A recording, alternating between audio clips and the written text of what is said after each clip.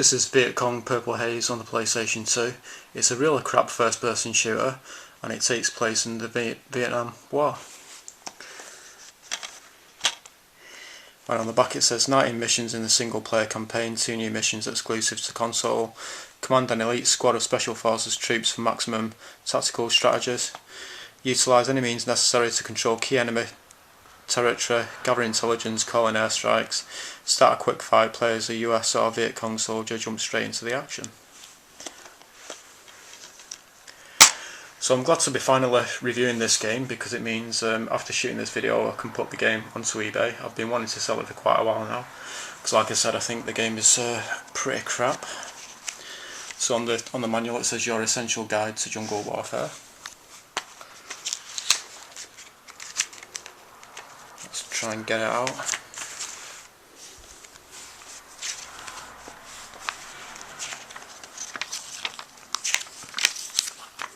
So there it talks about the war in Vietnam.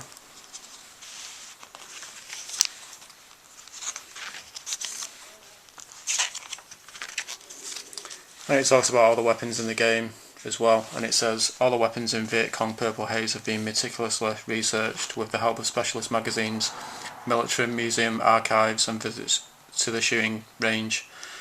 The most authentic to the era pistols, revolvers, rifles and shotguns have been recreated in order to get the right look and feel. And I think the guns in the game do look quite nice, and I do like the sound of the weapons as well. That's pretty much the only positive. Those are pretty much the only positive things that I can say about the game, to be honest. And there it talks about the drill camp, so it's just basically a tutorial that you can take part in the game, but it's really boring, to be honest. I mean, the whole game itself is pretty boring. And there it talks about your squad members, and not sure how well this will show up on camera, but it actually looks quite a lot like Spock out of Star Trek. And there it talks about your inventory. Hints and tips. Special Forces glossary. And that's about it. So yeah, let's take a look at this piece of crap on the PlayStation 2. So on the menu you can choose between single player, which is the main game, and quick fight. And with quick fight you just choose what map you want to use, what weapons you want to use, whether you want to be a Vietcong soldier or a US soldier, and then you just jump straight into the action. It kind of seems a bit pointless, really. Before each mission you can choose whatever weapon you want as well. Well, actually you're kind of limited to your choice. You can usually only choose between, like, say 2 different handguns and 2 different rifles or machine guns or whatever.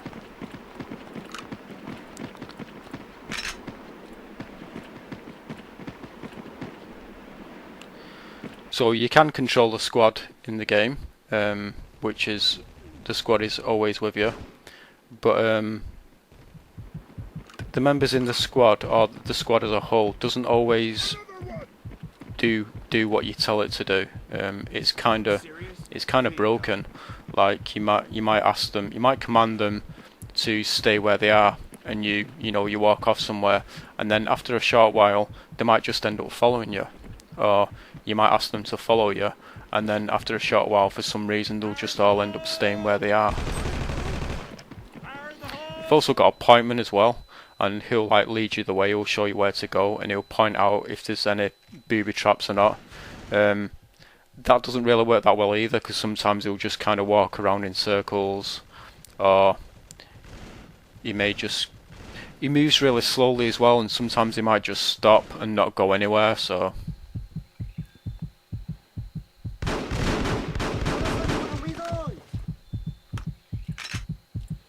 yeah, speaking of the booby traps, they do come up quite often in the game on certain levels. They're basically wires, and there's like a bomb attached to one end of the wire, so if you walk through it you'll get blown up, and the wires are obviously really hard to see. You're supposed to cut them with your knife, but I found that usually that doesn't work for some reason. For some reason he just won't cut it with his knife. So what I usually do is I'll just aim at the bomb, and I'll shoot at it, and that usually gets rid of it. And I quite like the fact that when bombs go off in this game, if they go off near to you, you'll hear that ringing sound that you would hear in your ears if it actually happened for real. And yeah, the sound in the game is pretty good. I do like the sound of the weapons. And those are basically the only positive things to say about this game. There's a lot wrong with the game, to be honest. The main thing that ruins the game for me really is the aiming. It's just so hard aiming at your enemy. If the crosshair is kind of off to the side and you need to just move it a little bit over to the left onto an enemy, if you try just moving it slowly with the analog stick, it will just suddenly shoot across the screen, and you can't change the sensitivity of the movement of the crosshair in the options menu either. So you've just got to try and move the analog stick just a really little tiny bit, and then the crosshair will start to move very slowly over onto your enemy. But then by the time you get it on your enemy has shot you loads of times. And another bad thing about this game is that when you're getting shot at, your health goes down really quickly.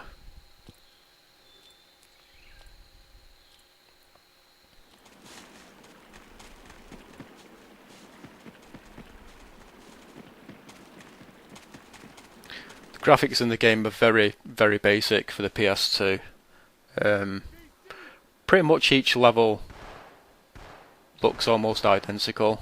I mean, you can't really expect them to be that different because the game does take place in Vietnam in the jungle. But it would be nice if they could, if the levels weren't too much the same. It almost feels as though you could be playing the same level over and over again. So as I said, the graphics are very basic for the PS2. Although the way the guns look, they don't look too bad. Don't move! I gotta bandage this wound. And as you can see, I'm getting healed by the medic here. You can either ask him to come over to you to heal you, or you can just walk over to him, and when you touch him, he'll heal you. The really frustrating thing about that though is when you don't need to be healed, when you're in the middle of a gunfight and you've only got a little bit of health lost, if you accidentally bump into the medic, or if he accidentally bumps into you, he'll end up healing you, and while he's healing you, you can't move or anything, you're stuck, and when that happens quite often it's really annoying. Another annoying thing is that often while you're trying to shoot your enemy, some of your teammates might run in front of you and get in the way.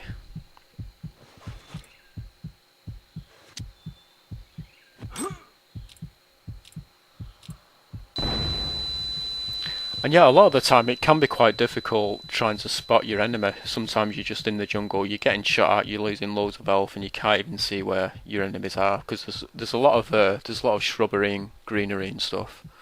So it can be pretty damn hard to see them.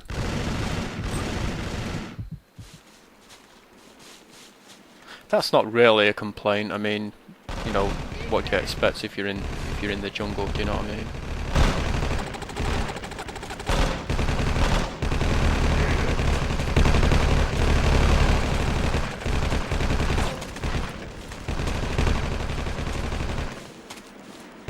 If you run out of ammo, you can get more ammo from a guy called Bronson. He's one of your teammates. I think he's the engineer, but he won't be able to give you ammo if you're using one of the Vietnamese weapons.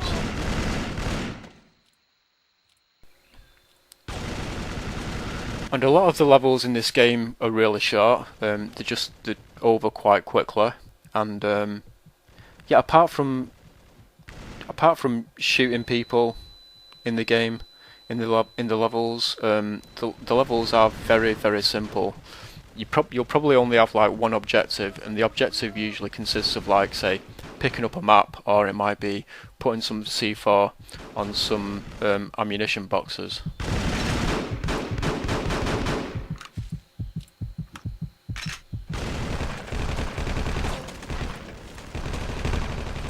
as well in all, the game does feel quite short. I can't remember how many missions there are, but like I said, most of the missions themselves do seem very short.